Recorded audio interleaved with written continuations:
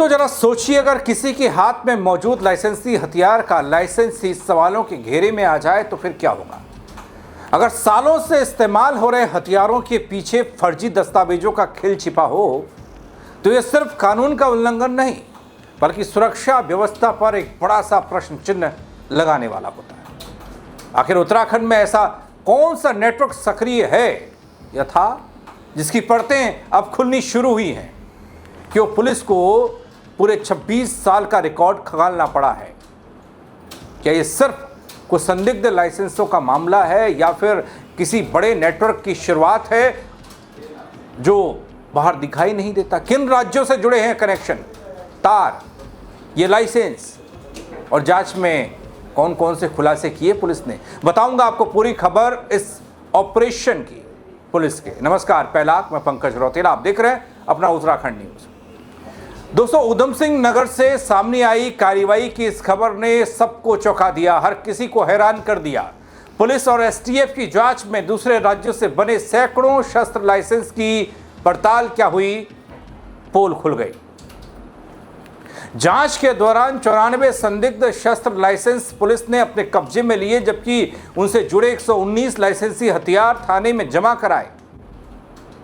विशेष टीमें अलग अलग राज्यों में जाकर इन लाइसेंस का सत्यापन करेगी ताकि ये पता लगाया जा सके कि कौन से लाइसेंस वैध हैं और इनके पीछे फर्जीवाड़े का खेल वो कौन सा है जो छिपा है।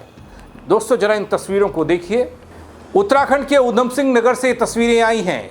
फर्जी शस्त्र लाइसेंस से जुड़ा मामला है। पुलिस का एक बड़ा अभियान चला।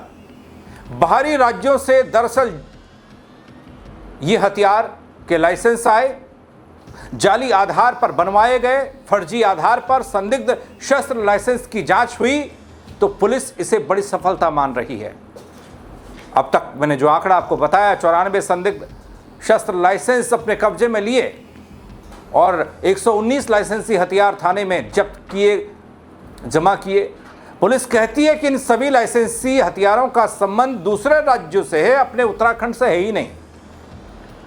अब वो भी पड़ताल होगी कि सच है या फिर वो भी झूठ। लाइसेंस फर्जी पाए गए तो संबंधित लोगों के खिलाफ बड़ी कार्रवाई होगी। लेकिन दोस्तों, कैसे पुलिस ने इस बड़े फर्जीवाड़े का खुलासा किया वो भी देखना बड़ा दिलचस्प है। थोड़ा सुनिए उधम सिंह नगर पुलिस को। देखिए, माननीय मुख्यमंत्री महोदय के निर्देशानुसार जनपद उधम सिंह नगर में लगातार क्रिमिनल्स के खिलाफ, अपराधियों के खिलाफ सख्त अभियान जारी है। पिछले महीने हमने थाना कुंडा में एक एफआईआर लॉन्च की थी जिसमें कुछ व्यक्तियों द्वारा फर्जी तरीके से अपने लाइसेंस पंजाब से बनाना पाया गया था। उसमें से 2 व्यक्तियों की गिरफ्तारी हुई थी जिनके पास से 4 शस्त्र और 2 फर्जी लाइसेंसेस बरामद हुए।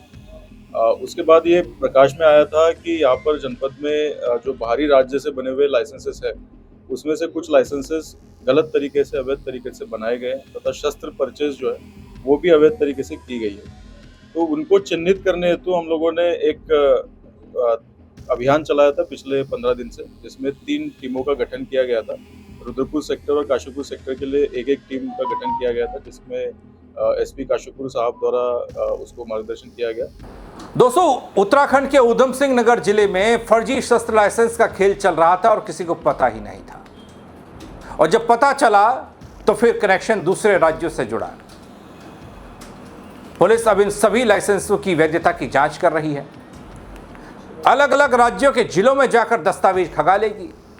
पुलिस और एसटीएफ को लंबे समय से दोस्तों इस बात की जानकारी मिल रही थी, सूचना मिल रही थी कि कुछ लोगों ने फर्जी दस्तावेजों के आधार पर पंजाब, उत्तर प्रदेश, दिल्ली, राजस्थान, जम्मू कश्मीर, यहां तक कि मेघालय, बिहार समेत कई दूसरे राज्यों से फर्जी शस्त्र लाइसेंस बनवाए हैं और बाद में उन्हें उत्तराखंड में ट्रांसफर करवाकर वैध हथियारों की तरह इस्तेमाल किया।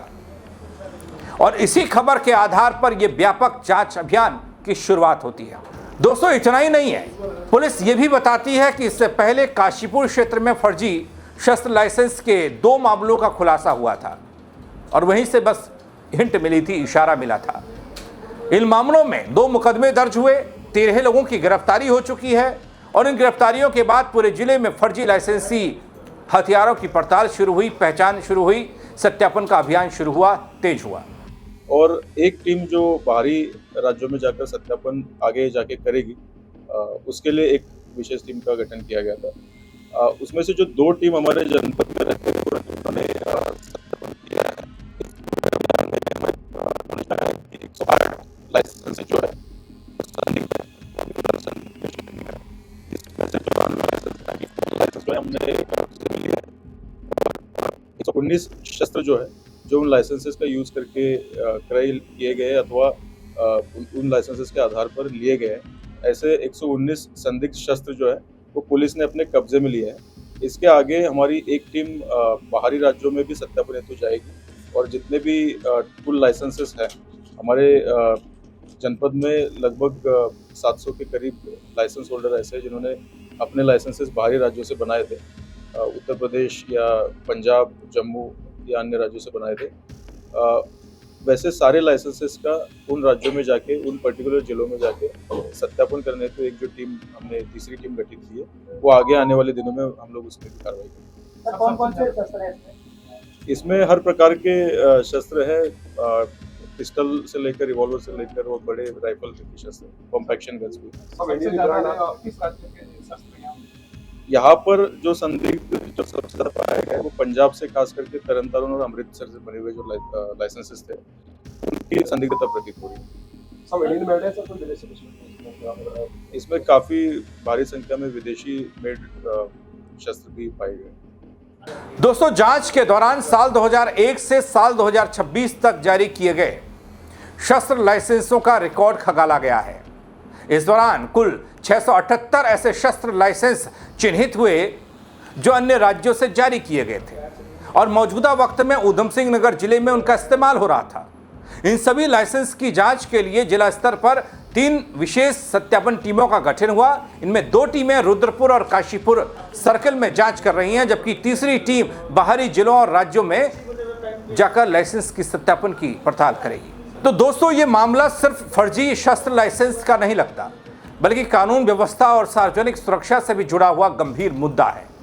अगर जांच में यह साबित होता है कि ये फर्जी दस्तावेजों के आधार पर लाइसेंस बनाकर सालों से उत्तराखंड के ऊधम सिंह नगर में इस्तेमाल हो रहे थे, लोग कर रहे थे, तो ये कई बड़े सवाल खड़े करने वाला होगा। दोस्तों, बीते कुछ वक्त में उत्तराखंड के मैदानी जिलों में आपराधिक घटनाओं ने हड़कंप मचाया, फिर उसमें प्रदेश की राजधानी देहरादून क्यों ना हो, हरिद्वार क्यों ना हो, और फिर काशीपुर ऊधम सिंह नगर का इलाका, यहाँ पर कई ऐसी वारदातें हुई जिन्होंने कई सवाल खड़े किए। कई मामलों में अवैध और कई मामलों में लाइसेंसी हथियारों का इस्तेमाल हुआ। पुलिस ने यहाँ 94 संदिग्ध शस्त्र लाइसेंस अपने कब्जे में लेकर 119 लाइसेंसी हथियारों को थाने में जमा करा दिया, लेकिन असली तस्वीर तब सामने आएगी जब संदिग्ध राज्यों में दस्तावेजों का सत्यापन होगा। इसके बाद ही यह साफ होगा कि कितने लाइसेंस वैध हैं और कितने फर्जी तरीके से बनाकर अपने उत्तराखंड में इस्तेमाल हो रहे हैं। वैसे दोस्तों, पुलिस का यह मानना है कि उत्तराखंड के मैदानी जिलों में ये पड़ताल बड़े व्यापक लेवल पर होनी चाहिए।